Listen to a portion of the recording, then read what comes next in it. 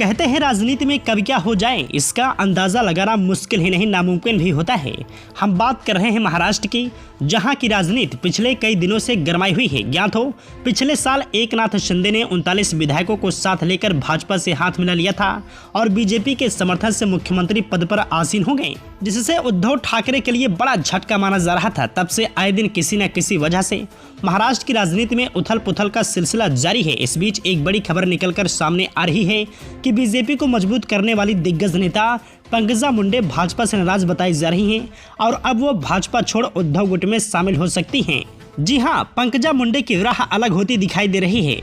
Party में हाशिए पर चल रहे पूर्व मंत्री पंकजा मुंडे के नाराज होने की चर्चा 2019 के विधानसभा चुनाव परिणाम के बाद से ही चल रही है। पार्टी के राष्ट्रीय महासचिव होने के बावजूद पंकजा लगातार हाईकमान के प्रति अपनी नाराजगी जाहिर करती रही हैं।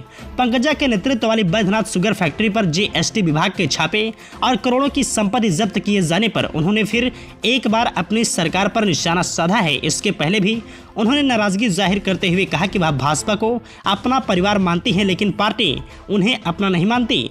चर्चा है कि राज्य में पार्टी द्वारा तवज्जो न मिलने से नाराज पंकजा शिवसेना का दामन थाम सकती हैं। शिवसेना में विभाजन के बाद मराठवाड़ा में एक बड़े ओबीसी नेता की तलाश उद्धव ठाकरे को भी है।